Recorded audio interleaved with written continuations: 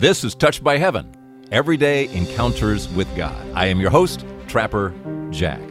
This is really about how God teaches us. He is just the greatest teacher in the world. And we're going to work our way towards what he taught us about how when we all pray together, when we all get on the same page together, we can do the impossible with God, as was the case in Thailand, in that cave with those 12 soccer player boys and their coach. Impossible would happen. I'm going to get to that and just what it says about when we all pray together, when we all, millions of people praying together. It's amazing. But let's just talk about how God talks to us, because if we are open to it, and remember, we're spiritual beings, right? We just happen to have a body hung on us, but we're spiritual beings first. Then we get these physical bodies, and unfortunately, we're so caught up in the physical, sometimes we miss that spiritual connection, because he's always teaching. He is always teaching us. As an example, fellow Touched by Heaven listener, George Hicks. I was talking to George, and George was having a conversation with God. He thought it was one-sided. He thought it was just him, berating God, or I shouldn't say that. I should say he was just questioning God's plan, if you will, and it had to do with a friend of his. There's a guy who was a friend of mine, and he just desperately needed some help, and I couldn't help him, and he was struggling, and I was just mad at God on the drive back home from this one afternoon talking with him, and I was just almost accusing to God, and I said, "God, life sucks," screamed it, and right as I said that, I turned this corner, and there was this big billboard pointing at me that says, "Life is what you make it." And that people say, some people have told me that that's just coincidence, but in my mind, in my heart, that nothing could have squelched the rant I was on more than that. I love that kind of stuff. I love it. Yeah, and so whenever I start to have a pity party or something, I just remember that. And you were angry mostly because your friend was having such a hard time? What was the anger? I was, I think now I can put it in terms of I was mad that the world was fallen, that, we struggle. Why do we have to struggle? Back then, I didn't quite get that. And when that moment happens, it just changes your whole mindset. It's just suddenly, it just brings you back. It just brings you back to get out of yourself. Let's connect to the higher source. You just come out of yourself. And it's just, you're kind of sent reeling for a little moment there of, okay, I got you. Experience at Taco Bell. Okay. We've all had an experience at Taco Bell. What was yours? Coming back from work, and we decided to pick up something at Taco Bell. And as I'm sitting there, waiting for my turn at the window, I'm looking at the car in front of me. It was kind of beat up, and the girl in there paid with cash, and who pays with cash, and I just found myself judging her, writing this story about her life that I didn't know, and I realized it, and I immediately felt repentant, and I prayed to God to forgive me, and I started praying for this girl. So it was a surprise when I got up there at the window, and they said that the girl in front of me had just paid for my meal. So I thought that was interesting. That's pretty good. That's a good reminder. If you're in line for food at Taco Bell, pray for the person in front of you. You never know. You're right. You never know. Never. I tell you, man. There's my conversation with George Hicks. But as I'm getting off the phone with him, and my phone is on what's called voiceover, meaning whatever I touch on the screen, it reads it to me. I hear this on my phone. Notification. WKYC. 19 minutes ago. Sandusky police. Passerby catches child falling from porch roof. It's like, passerby catches child falling from roof.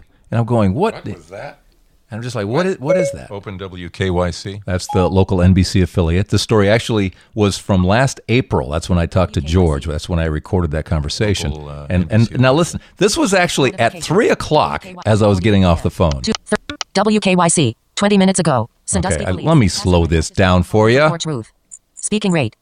55%. Sandusky, AP. Police say a passerby caught a small child who fell from the roof of a porch at an Ohio home. A police report says the woman was driving down a street in Sandusky on Sunday when she saw an 18-month-old boy hanging from the edge of the porch roof. The Sandusky Register reports that she stopped her car and ran toward the house, banging on the side to try to get the attention of someone inside. The boy then fell, but she was able to catch him, preventing him from getting hurt. She returned the child to his mother inside the home. The mother told police the boy must have slipped through a window to get on the roof. A local child welfare agency was notified. Isn't that on amazing? Thursday. Oh, and what time? Reminders. 1 minute ago. God bless America. God bless the world. Reminders. Just a little reminder there. That's what we pray together at 3 o'clock. God bless America. God bless the world. And thank God the child was caught. God talking to us. He's talking to us all the time. Sometimes it's about how we pray. Betty Alexinas got a beautiful message about just something she was kind of missing in her prayer. It involved the rosary. You had another rosary story too? Or something else? Well, I've had many God incidences, and I can't think of all of them right now. But what's on your mind right now? But there was another one, maybe about 2 years ago. Sometimes I have trouble sleeping at night, and I woke up and I went up into our living room, and I was sitting there, and I thought, I didn't pray the rosary today, and I probably should listen to the church bells. I noticed. This must be a good story. Go ahead. Oh, yeah. Yeah. So I was sitting there, I turned the TV on, and I had that on my mind. And I turned it on, and then I flipped the station, and I kid you not, the Song of Bernadette movie was on. And she was at the grotto praying the rosary. Rosary in hand, and I'm like, well, okay, there's my sign. Yeah, it's awesome. I love it. I love it too. Betty Alexinas here on Touched by Heaven, Everyday Encounters with God. And the bells going off while she was saying that. I'm not kidding. When I heard the bells, I went, "Oh, this is going to be good." This is God talking to me and to Betty. That this is important. This was an important moment. The power of that rosary. I say it again and again. It's a weapon, and I'll be dealing with that topic down the road here as well. I just read a book called Champions of the Rosary. I read it for the second time because there are just so many examples of the power of that sword, that weapon. Oh, there was a recent message that God wanted me to know to reconfirm something that I've been talking about here on Touched by Heaven. But talking about it, leading to something, not quite sure where it was going to go, and he's making the path more and more clear about a future direction for Touched by Heaven. It's just getting confirmed more all the time. What do we talk about here? We talk about acknowledging what God is doing in our lives individually, like with George, like with Betty, that these things are real. These are real conversations that God is having with us and with the world, as was the case with the boys in Thailand. As I say, I'll get to that in a second here. I'm just so on fire right now with your stories, and I need your stories. And as a matter of fact, right now, if you have something similar where God answered a question of yours, kind of like the billboard story with George, or Betty's story with prayer, or whatever it was, maybe you had a question and then bam, it was there, or a direction where suddenly you just got knocked back, on your heels a little bit, but okay. And the spirit part of you was alive enough and connected enough to God to get it and then to act upon it, okay? So this is what happened to me in this Touched by Heaven. And what do we do with this? There's always the so. Yeah, okay, we have angel stories. So there was divine intervention in somebody's life. God said, so what? Well, I'm getting the answer to my so. Last week, somehow, for some reason, I've noticed that something I did on Facebook, how many months ago? Over a year and a half ago, in October of 2016, I did a Facebook Live that I had completely forgotten all about.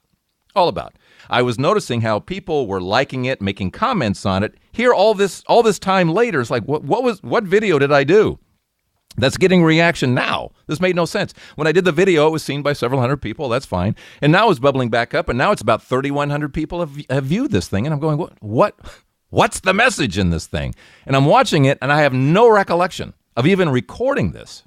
So the Facebook Live post was entitled 3 Ignored Secrets. In it, I reference there are places in the world where the church is growing. America is not one of them. 6 leaving, 1 coming in. That's not good. In Europe, the church is on a respirator, is barely there. But Elsewhere in the world, it's taking off. It's growing. Where? Africa, over 50% Christian now. Africa. South America. Why isn't South America like North America? South America, you think of Christian, mostly Catholic and all that, so it should be plummeting like North America. It's not. It's still growing while North America is shrinking in its Christian faith. Why? Philippines, still growing. India, Christianity is growing. Why? What are they doing? Well, this article on Spirit Daily that I was referencing in the video, this article points out that on those continents, in those nations, the churches are embracing the miraculous. They're embracing the early church. When a healing happens, a prayer evokes healing, obviously through the power of God. They acknowledge it. They actually say prayer works. They actually acknowledge within the church, hey, we prayed, that person's cancer went away, whatever the story is, they acknowledge it. Here, kind of quiet, isn't it? Kind of quiet within the church. They acknowledge angels, as they did in the beginning of what angels are doing, as we acknowledge here on Touched by Heaven. The angels are not sitting back in their retirement homes in Florida, living off their 401ks. Guardian angels are at work. Angels are all over the place, and we acknowledge them on repeated episodes here on Touched by Heaven. Divine intervention is still going on. Well, these churches in the world are acknowledging God's flare gun going off. See me there? Did you see me there? Hey, did you see what I did there? Much more than in America, North America, or in Europe. And so those churches are growing. And so you have to sit there. And this is God saying to me now, by the fact that that video has bubbled back up again, is a confirmation of what we're doing here. And then Sunday, the gospel reading was the one where Jesus tells the apostles to go out 2 by 2 and all that and evangelize, and off they go to evangelize. And if they listen to your message, great. Then, you preach and all that. If they don't, then move on. Just move on, right? Evangelize. And what hit me while I was listening to the gospel and the homily about the gospel, about evangelizing, it suddenly hit me that where do we need evangelization most? Inside the church. People are leaving the church while we go out and evangelize. Does that make any sense? What does that say? That says people inside the church need to be inspired more, need to be fed more, need to be given more knowledge. And we're going out to evangelize while inside we're falling apart? Does this make sense? Except, once again, go out to those churches that are embracing the miraculous, what God is doing right here, right now, acknowledging the flare gun. And you realize that's what we need to do within our own church here. And that's what I think I'm being pointed toward, and you'll be hearing me talk about that more down the road here, that message needs to be delivered more effectively within the church. We need to evangelize inside the church. More on that is coming up. God is teaching in this episode. These are all conversations, and every single one of us can have this conversation, these conversations with God when open to it. George Hicks being open to the fact of life is what you make it. And shouldn't we all be praying for one another instead of being critical of one another? Shouldn't we all be praying? And for Betty, that meant more rosaries, please. For me, being told, yes, you're on the right path, but now a little redirection, because evangelizing involves within the church, not just outside, but within the church as well, to keep people, if you will, in the pews. And the church here, we're not just talking about the building. We're talking about the closeness with God, about being part of the body of Christ, of not wandering away. Let's all keep it in this family here, is the idea there. So. And then Sue Chillemi. Sue Chillemi told this story a few years back on the Blind Faith Live series. I'm going to have her repeat it because then it leads to something else. Because once we start having these conversations, then every now and then, God just says hi. I don't know how else to explain it other than just God says hi. But first, we have to develop the relationship, right? So here was Sue wondering what the heck God was up to. She just didn't understand why God was not cooperating for something that was obviously so good. It would be a good thing. And it made no sense to me at all. Right. It made no sense. So what's the deal, God, kind of thing? It was, what's the deal, God? And the things that I was asking for were what I thought was for the betterment of other people, not something that I was asking for myself. And that's probably why it didn't make sense to me. And it would be so simple if he just got rid of some roadblocks for some things to happen. It'd be really simple, yeah. Yeah, right? Right. What's wrong, God? What's your problem? Okay. Okay. Take it from there. Okay, so I went to bed that night, and I was wondering about all of these things, and I was sound asleep, but something awakened me, and it was a message. I heard a message, and I was so tired, and I knew I needed to get up and write it down because I thought it was important. But it was a struggle for me to wake up. But I did make myself wake up, and I wrote it down. And the next morning, then I forgot about it the next morning. As I was going about my day, it dawned on me that I woke up in the middle of the night and I wrote something down, so I thought I should go read what it was. I had no idea. I did not remember, I should say. So I read it, and what it said on the paper was, God takes care of all of the things that we imagine him to. That was the message I got, and that is what I wrote. I thought about it all day long because it was so strong. It was just so strong when I received it to write it down. So I started thinking about that sentence, and I started kind of breaking it apart. And I started thinking about God takes care of. And I thought, takes care of, that's a little bit different than God does, or God answers right away. It was God takes care of. So that could come, and that could mean so many things. And I thought about it more of all of the things that I wrote we imagine him to. And I thought, we, why would I write we? I didn't write you or they or I wrote we. And I started thinking we, that has to be the body of Christ. What else could it be? We. So God takes care of all of the things that we imagine him to. So the last word I was thinking about, and this went on all day, was imagine. I thought, wow, what a word, imagine. Such an all-encompassing word. Just, that covers everything. There's not much that doesn't cover. And I'm thinking of imagine, and what else comes to mind with imagine is John Lennon wrote a song called Imagine. And that is the thought that I had when I walked into the other room where the TV was on and the voice was on, and at that moment the contestant sang Imagine. That was my validation that this was a message that I was meant to receive. It was for me to have more trust. It was for me to have more trust. And that's that exclamation mark of the song being sung right at that moment. Right at that moment, as I was thinking of John Lennon's song Imagine. And it's not exactly a song that's on the airwaves constantly right now. It was just awesome to walk in the other room and it's like, are you kidding? I can't believe it. But that was just to show us we really need to trust in God, and he's got a plan for all of us. And now, in the relationship between Sue and God just now and then says, hi, how you doing? I swear, God says hi to you more than anybody I know, just so you know. Oh, yeah. He's always saying hi to you, right? I love it. He says hi, yeah. Okay, so supermarket hi?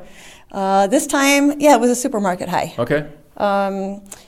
My husband and I were at home, and he said, let's have brats and sauerkraut for dinner. And he said, if you go buy it, I'll make it. And I said, that's a deal. So I went to Giant Eagle, and that's all I was after was brats and sauerkraut. I go in the vegetable aisle, and I'm at the far end. Standing next to me is a man, and he's looking down the aisle, and he's looking at a little girl, his daughter obviously, and she's running. And she's about 2 years old, and she's got a jar in her hand. And she's running with this jar, and he's looking at her, and he's saying, like, come on, let's go. We got to go. And she drops the jar. So I looked at him and kind of smiled and said, boy, that was lucky the jar didn't break. He's like, come on, we got to go, put the jar back. So she picked up the jar and she put it just on some random spot on the shelf. Nobody was else in the aisle. And I thought, well, I see where she put the jar, so I'm just going to go get it and put it back in the right spot. So I went down the aisle, I picked up the jar, and lo and behold, it's a jar of sauerkraut. So exactly what I was after. God saying hi, I'm here. Yeah. So went to the store for sauerkraut, and I got my sauerkraut. But it's like God does this to you all the time. It's like there's all that you get these nonstop highs like that, little things, Little coincidences, God incidences, of course. Yeah. Just feels like God saying hi. Yeah. Just God saying hi. I love that. And our final teaching moment in this episode has to do with when we all get together and are all praying for exactly the same thing. This is the first time we've heard from the boys who recorded a series of videos from their hospital beds. In the clips, they thank everyone who played a part in their rescue. One of the boys is a 14-year-old known as Adun. He acted as... You took part in a miracle. You had a hand in a miracle.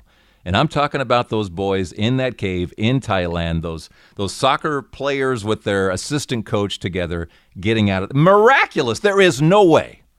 There is no way they all get out alive. In fact, the guys that were planning the dive and getting the guys out, they said that. They told that to the government. We need to do this now because we're only going to get so many of them. Some are going to die. We're going to lose some. And we lost nobody? They lost nobody. Totally miraculous. There were miracles everywhere along the way. This is collective prayer. The power of us being on the same page, praying for the same thing, the power of that. When two or more are gathered, we'll try millions, try tens of millions, hundreds of millions, however many people in the world knew this story. Everybody at some point said, God help them. God help those parents. God help those divers.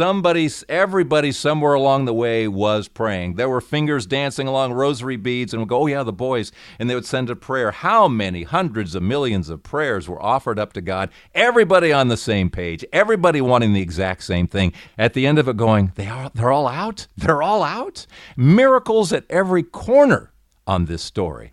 Because of your prayers, my prayers, everybody's prayers, God was listening. This was not a coincidence. In fact, he threw an exclamation mark at the end of this thing to let us know this was not a coincidence. I'll get to that in a second. But there was an exclamation mark on all of this. What a lesson we got. What a great lesson. I'm feeling so good for this episode because of the lesson in what happens when all of our prayers are joined together. This should be such a lesson about anything we want on this earth. I don't care what it is. Collectively, what power was just shown. I don't know about you, but I kept dancing around. I'd be one of the boys for a moment. Then I'd become the assistant coach for a while. Then I'd become one of the parents. Then I'd become one of the scuba divers. What are they going through right now? Right now. The assistant coach, here he is, the boys convince him, let's go into the cave. Let's go there again. But apparently they've done this before. Everything's fine. Just don't do it during the monsoon season. And can you imagine when they started seeing the waters come in of just, wait a minute, that's the way, wait, we have to keep going, keep moving. They went 2.5 miles inside that cave, 2.5 miles.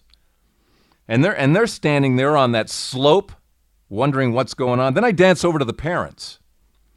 Is he alive? Is my boy alive? Is he in there? Is he in there? Is he alive? And then the scuba divers, they couldn't move very fast. The water was so murky.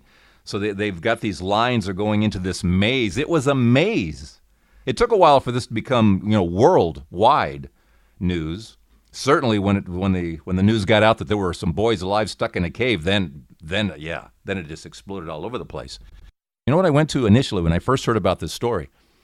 I went to Chile in 2010. Remember the 33 miners caught below? They were about a half a mile down when everything collapsed, and nobody knows if they're alive or not. Prayers coming in, please God, please God, please God. They don't know, so they start drilling. At some point, they just start drilling about a half a mile down, hoping to break through and find life down there. The guys down there, they know, okay, they're going to come looking for us, but what do we have to eat? We have 2 days of food down here, and it's going to take a long time for those guys to get to us. So they made 2 days of food of tuna fish. They put them in, everyone got like their little teaspoon a day of tuna fish to sustain them. Finally, after 2 weeks, they broke through, and they could start shoveling, things to them, some food to them and whatnot. By then, they lost an average of 18 pounds. But here are these boys. Now, and I try to picture this in pitch black, sitting there on their day after day after day, this prison of being in there. How much food did they have there? This was day 9. They ran out on day 3 of whatever snacks were down there. So, and their water was licking the walls, the limestone walls. That's what kept them going. That was it. But I try to picture that. You're 2.5 miles inside and you're thinking, can they get to us? Can they even reach us? And if they do reach us, how the heck are we getting out of here? Maybe they'll come in through the top. No, they got to come in through the water. They got to come in through the water, don't they? Because they don't know where we are. And day after day after day. And prayers started being answered. One of the prayers was this British guy, a spelunker, a cave explorer who had been through those caves many times before himself. I'm not sure if he had maps or not, but I think he did. But anyway, so he sends a note to the governor of Thailand and says, you know who you need to talk to? There are these 3 experts who have been through those caves a million times. They've mapped it. They know where things are, because I think you're in the wrong place. From what I see here, you're going in the wrong direction of where they would have gone because of how that cave is structured. They would have gone that way, not this way. Talk to these 3 experts over here. So they did. They found these 3 experts, which led to a diving team, which led to, we think they're over in that direction. And then finally on day 9, can you imagine what it was like? They've got the little headlights on their scuba gear, right? They've got the headlights on, and they break through the water, and there they are. There are 13 pairs of eyes staring at them going, oh my God, they're here. Prayers. Do you feel the prayers coming in from all over the world? Prayers coming in. Please God, please God, please God. Save them all. Save them all. Prayers from the parents. But millions and millions and hundreds of millions of prayers in unison around the world, praying that those guys get out of there alive. And so they do everything to keep the kids from panicking. And the kids voted on who should be the first kid out of there. I think he was 13, smallest in the bunch. They put the wetsuit on him. It doesn't fit him at all. He's lost a lot of weight. And then they wrap him in this kind of shell, I can't remember how they call it, a taco shell, a burrito, or whatever. They kind of wrap him up. And then one by one into the water, they can't even see their hands. They're just following the line as one diver takes the boy to the next diver, to the next diver, to the next diver. And it took them 11 hours, 2 hours of it underwater, and then to get him out of there, 11 hours, some crazy amount of time. And people all over the world totally captivated by the story, as there were 1,500 journalists on the scene to go along with the 9,000 volunteers who showed up, and hundreds of people who just brought food and cooked food and just kept everything going. It was just remarkable what happened there at this cave. Until all the kids got out, amazingly, with the assistant soccer coach being the last to come out.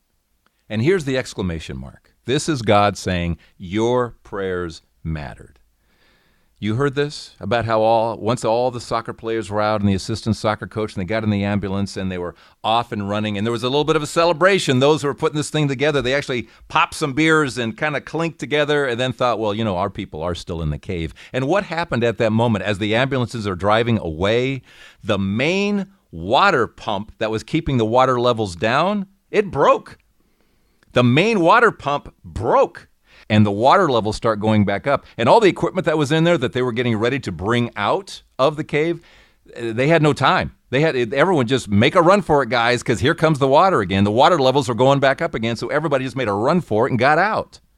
A little exclamation mark. Can a prayer keep a water pump together that long? Do you have any doubt? Oh, just God being God. And letting us know. All of this just, of course, a great reminder of when we get on the same page with God, when we want what He wants, when we know the right thing to do, because we know we can't do a thing without Him. That's when we just feel so wonderfully weak. We are all so wonderfully weak, we can't do a thing. We can't go inside that cave and save those boys, but He can. And we recognize it. And the joy He receives from us recognizing that He's the only one who can pull this off. He's the only one that can connect all the dots of a spelunker in England and divers and all the people that came. And for a moment there, that's all we need, though. You know what? Just every now and then, a little moment that says, hey, we're all together on this planet, and we all want the same things. We want our kids to be safe. We want love to rule. And love ruled. It just ruled during that time.